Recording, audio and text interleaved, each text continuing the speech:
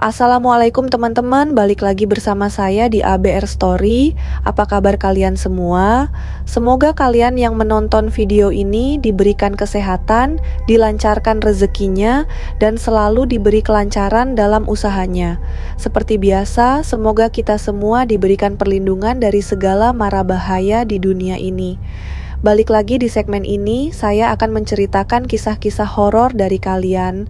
Kali ini ada cerita dari seseorang bernama Putra, di mana dia ingin membagikan pengalaman seramnya sewaktu tinggal di sebuah rumah yang sangat angker, yaitu rumah bekas.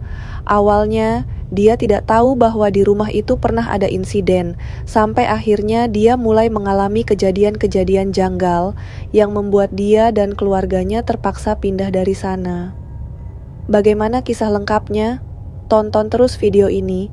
Tidak usah lama-lama lagi, mari kita aktifkan mode horor.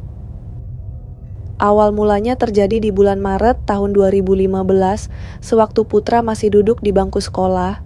Suatu hari, dia harus pindah karena orang tuanya mendapatkan tawaran dari omnya Putra. Tawaran tersebut adalah untuk menempati salah satu rumah yang baru dibeli oleh omnya, yang harganya bisa dibilang murah secara tidak wajar. Rumahnya besar dan harganya murah. Siapa yang tidak mau, bukan? Omnya Putra adalah salah satu anggota dinas TNI yang sedang bertugas di luar kota. Beliau memutuskan untuk membeli rumah tersebut. Rumah itu berada di daerah Kelapa Gading, tidak jauh dari kontrakan Putra sebelumnya. Rumahnya besar, memiliki 3 lantai, dan awalnya berwarna pink, tetapi sekarang sudah dicat ulang. Posisi rumahnya menghadap ke belakang masjid. Di belakang rumah ada sebuah pintu berbentuk rolling door, seperti pintu garasi, dan beberapa meter di depan rolling door tersebut ada pohon belimbing wuluh. Singkat cerita, Putra dan keluarganya pun pindah ke rumah itu. Selang sebulan tinggal di sana, Putra mulai merasakan banyak keanehan yang terjadi. Waktu itu, di bulan April minggu pertama, Putra sedang mendekati ujian kenaikan kelas. Pada suatu malam, Putra sempat diajak teman-temannya untuk keluar main dan nongkrong. Namun, waktu itu Putra sebenarnya diminta untuk belajar karena sebentar lagi ujian. Orang tuanya melarang dia untuk keluar malam, tetapi Putra nekat. Dia memutuskan untuk pergi diam-diam lewat pintu belakang, yaitu rolling door, karena sebelumnya sudah janjian dengan teman-temannya untuk dijemput di sana. Singkat cerita, teman-temannya datang untuk menjemput Putra dan mereka pun berangkat ke tempat mereka nongkrong. Nah, temannya Putra ini kita sebut saja namanya Angga. Dalam perjalanan, Angga tiba-tiba bilang, "Put, pintu belakang rumahmu seram juga ya?" Putra pun bertanya, "Kenapa emangnya?"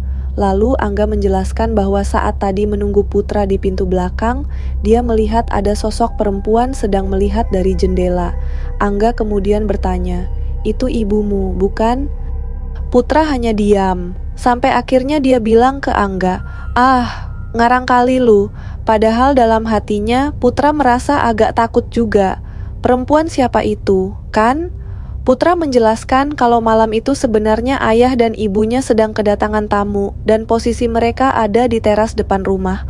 Makanya Putra bisa menyelinap lewat pintu belakang untuk main bersama teman-temannya. Singkat cerita, setelah selesai main, Putra pulang ke rumah dan langsung tidur karena besoknya ujian. "Ngapain sih main malam-malam? Nilai merah, pusing nanti," pikirnya. Besoknya, setelah pulang sekolah, Putra merasa lumayan capek karena habis ujian. Sesampainya di rumah, dia pergi mencari ibunya. Saat pergi ke dapur, ternyata ibunya sedang memasak. Waktu itu jam 12 siang, Putra memanggil, Mama, tetapi ibunya tidak menanggapi dan hanya diam saja. Putra berpikir mungkin ibunya tidak mendengar karena sedang fokus memasak. Akhirnya dia pergi mengganti baju dan mulai menonton TV. Baru saja menyalakan TV, tiba-tiba ibunya dari depan rumah berteriak, "Put, sudah pulang?" Putra langsung kaget dan bingung. Kok tahu-tahu ibunya datang dari depan rumah? Bukannya tadi di dapur sedang memasak? Ternyata ibunya baru saja pulang dari warung untuk belanja bahan makanan. Di sini Putra mulai bertanya-tanya, tadi yang di dapur itu siapa? Karena merasa ada yang tidak beres, Putra pergi ke dapur untuk memeriksa sosok tadi. Tapi saat dia sampai di dapur, sosok itu sudah tidak ada. Dapur kosong, tidak ada orang. Hari itu, kejadian yang dialami Putra hanya itu. Tapi, dia masih menganggap hal itu mungkin hanya halusinasi saja. Keesokan harinya, Putra bangun sekitar jam 5 subuh dan langsung bersiap-siap mandi karena akan berangkat sekolah. Saat di kamar mandi, dia lupa membawa handuk. Putra pun berteriak, "Ma, tolong ambilin handuk." Ibunya menjawab, "Iya, Nak." Beberapa detik kemudian, seseorang mengetuk pintu kamar mandi. Tok, tok, tok. Putra membuka pintu dan benar, itu ibunya yang datang membawa handuk. Putra mengambil handuk itu dan tidak lupa berkata, "Makasih ya, Ma." Tapi anehnya, ibunya hanya diam saja. Padahal biasanya ibunya suka ngomel seperti, "Elah, masuk kamar mandi nggak bawa handuk, gimana sih?" Tapi kali ini ibunya cuma diam. Selesai mandi, Putra kembali ke kamarnya. Di situ dia melihat ibunya sedang menyiapkan bekal dan seragam untuk sekolah. Putra lalu bertanya, "Ma, tadi kok waktu dibilang makasih sudah ambilin handuk diam aja sih?" Ibunya terlihat bingung lalu menjawab, "Handuk, Mama dari tadi di kamar nyiapin bekal kamu sama seragam yang mau dipakai hari ini." Putra langsung merinding sejadi-jadinya saat mendengar itu. Berarti yang tadi mengambilkan handuk itu siapa? Selama beberapa hari setelah kejadian itu, semuanya aman. Tidak ada lagi kejadian aneh. Tapi beberapa hari kemudian, ayahnya Putra libur kerja dan mengajak ibunya pergi entah kemana. Mereka pergi dari sore hingga malam. Selama di rumah, Putra hanya bermain PS sambil menunggu ayah dan ibunya pulang. Namun malam itu, Putra kembali mengalami teror. Sekitar waktu setelah salat maghrib, Putra merasa lapar dan ingin memasak telur. Dia mengambil telur dari kulkas dan pergi ke dapur. Saat sedang menggoreng telur, Putra merasa seperti ada yang mengawasi. Tapi setiap dia menoleh ke kanan atau ke kiri, tidak ada siapa-siapa. Rumah benar-benar kosong. Karena merasa tidak beres, Putra buru-buru menyelesaikan masakannya. Singkat cerita, sekitar pukul 9:30 malam, setelah makan dan menonton TV, tiba-tiba pintu belakang rumah yang terbuat dari rolling door digedor-gedor dengan keras. "Duk, duk, duk." Putra langsung panik. Dia memutuskan untuk memperbesar volume TV sambil menutupi dirinya dengan selimut. Sekitar setengah jam kemudian, ayah dan ibunya pulang. Mereka langsung memarahi Putra. "Ini, kenapa TV nyala kencang banget? Budek apa gimana sih kamu?" Setelah kejadian itu, teror terus berlanjut. Mulai dari pintu belakang yang sering digedor-gedor setiap malam, sampai kemunculan sosok yang menyerupai ibunya. Bahkan, suasana dapur dan ruang tengah semakin terasa angker. Waktu berlalu sampai suatu ketika, sekitar bulan Agustus atau Oktober, datanglah saudara Putra dari kampung. Kita sebut saja namanya Mas Yono. Mas Yono ini berniat menumpang tinggal sementara di rumah itu karena ingin mencari pekerjaan di Jakarta. Diperbolehkanlah Mas Yono untuk tinggal di rumah tersebut dengan catatan tidurnya di ruang tengah yang menyatu dengan dapur dan kamar mandi. Mas Yono sendiri tidak ada masalah tinggal di situ. Bahkan, kedatangannya membuat Putra senang karena ia jadi punya teman bermain. Rumah pun terasa lebih ramai, sehingga tidak terlalu menyeramkan lagi. Pada suatu hari, sekitar jam 3 sore, Putra iseng ingin mengeksplorasi rumah besar itu. Ia ingin tahu lebih banyak tentang rumah tersebut, siapa tahu ada hal-hal menarik. Putra pun naik ke lantai 2.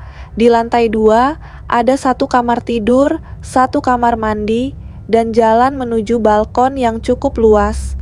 Setelah selesai melihat-lihat di lantai 2, Putra naik lagi ke lantai 3.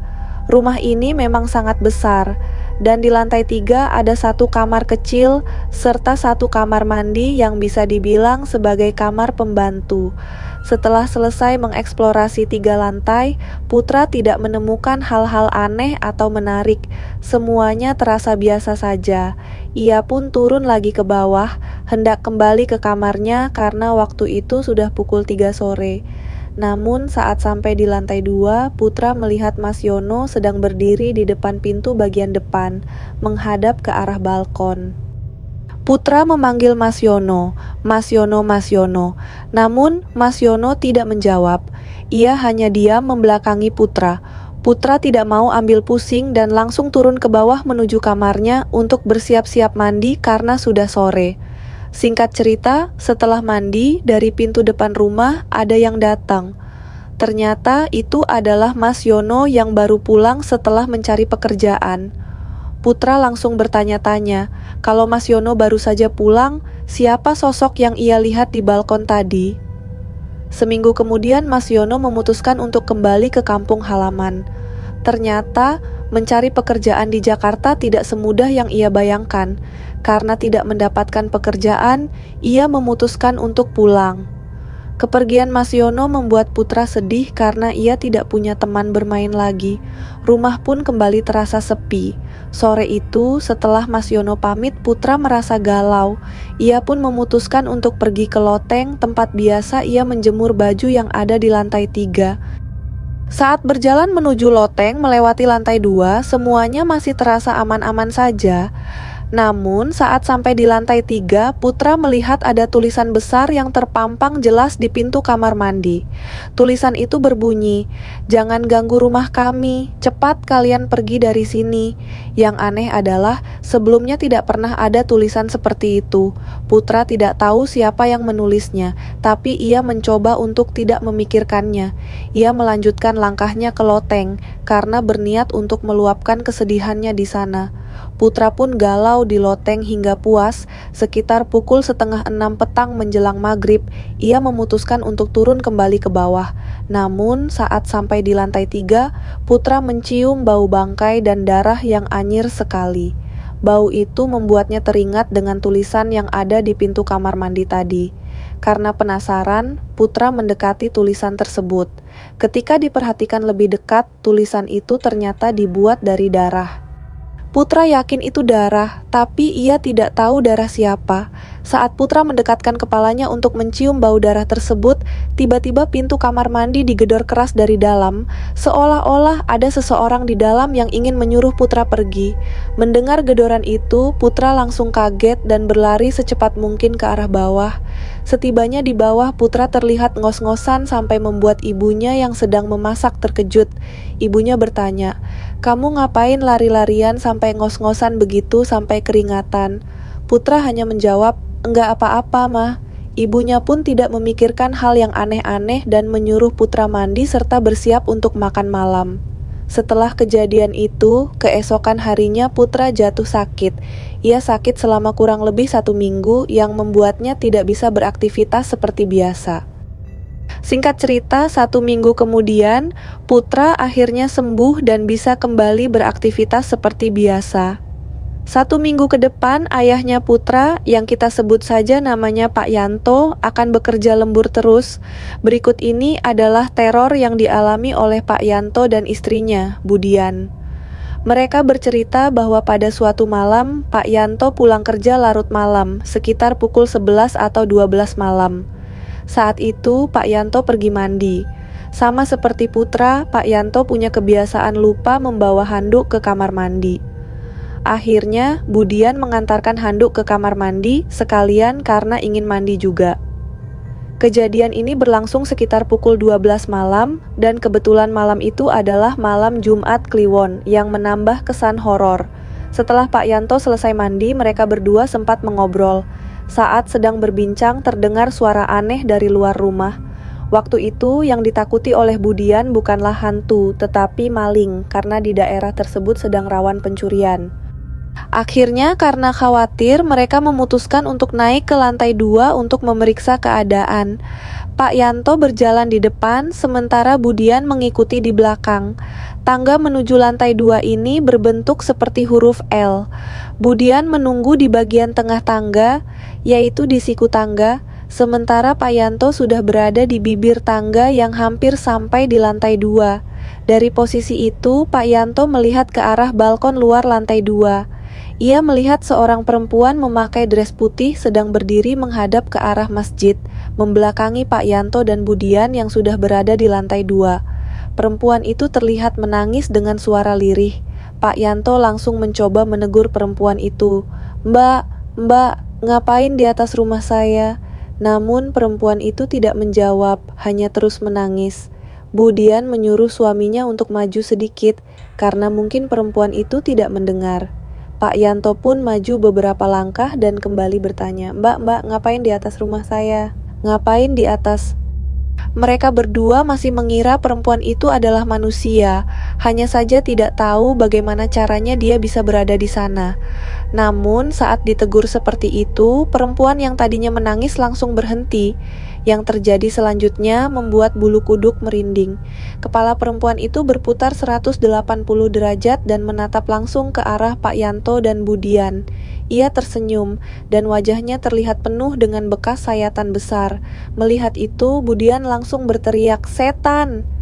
Ia lari secepat mungkin ke arah kamar, meninggalkan Pak Yanto yang masih terpaku di tempatnya, tidak bisa bergerak karena saking takutnya. Pak Yanto berusaha keras menggerakkan kakinya sambil berteriak, "Mak, lari, Mak!" Tapi tubuhnya seperti membeku. Akhirnya, dengan sekuat tenaga, ia berhasil menggerakkan tubuhnya dan melompat-lompat menuruni tangga untuk mengejar Budian yang sudah lebih dulu masuk ke dalam kamar. Di kamar, putra yang sedang tidur sempat terbangun karena mendengar suara gaduh di malam hari. Suara seperti brak brak brak dari arah tangga. Dalam pikirannya, ia bertanya-tanya, "Kenapa malam-malam begini ada keributan?" Putra keluar dari kamarnya dan bertanya kepada ibunya, tapi Budian hanya menjawab, "Enggak ada apa-apa." Keesokan harinya, kebetulan Putra libur sekolah karena tanggal merah. Ia kembali bertanya kepada ibunya tentang apa yang terjadi semalam. Barulah saat itu Budian menceritakan bahwa ia dan Pak Yanto melihat sosok perempuan di balkon rumah. Mendengar cerita itu, Putra langsung merinding. Ia pun menceritakan kembali apa saja yang ia alami selama tinggal di rumah tersebut. Beberapa minggu setelah kejadian itu, Putra dan keluarganya menjadi lebih waspada.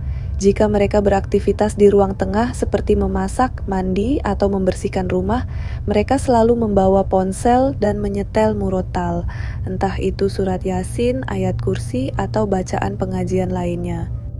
Suatu sore, saat Budian sedang menyapu halaman rumah, ia bertemu dengan seorang tetangga. Mereka mengobrol, dan si tetangga bertanya, "Ibu betah tinggal di sini, ya?" Budian menjawab, "Betah, enggak betah, dibetah-betahin saja. Kenapa memangnya?" Tetangga itu sempat terdiam sejenak lalu berkata, "Rumah ini dulunya adalah rumah bekas korban pembunuhan." Tetangga itu juga mengaku bahwa ia sering melihat penampakan di balkon rumah tersebut, biasanya dari habis maghrib hingga malam hari. Penampakan itu adalah perempuan berpakaian putih yang sedang menangis. Budian langsung syok mendengar cerita itu. Namun, untuk menenangkan diri, ia berkata, "Ah, masa iya sih Bu, ada-ada saja." Setelah itu, Budian pamit masuk ke dalam rumah. Ia langsung menceritakan hal tersebut kepada Pak Yanto. Mereka akhirnya memutuskan untuk meminta saran dari omnya Putra tentang apa yang harus dilakukan. Beberapa waktu kemudian, omnya Putra menyarankan agar rumah itu dicat ulang dan diadakan pengajian bersama. Sebelumnya, saat pertama kali ditempati, memang tidak ada acara pengajian atau syukuran. Setelah rumah dicat ulang dan diadakan pengajian, Putra dan keluarganya memutuskan untuk pindah ke tempat lain yang tidak jauh dari daerah tersebut. Pertanyaannya sekarang, apakah setelah dilakukan pengajian dan syukuran, rumah itu benar-benar menjadi aman? Bagaimana menurut kalian cerita ini? Tulis pendapat kalian di kolom komentar.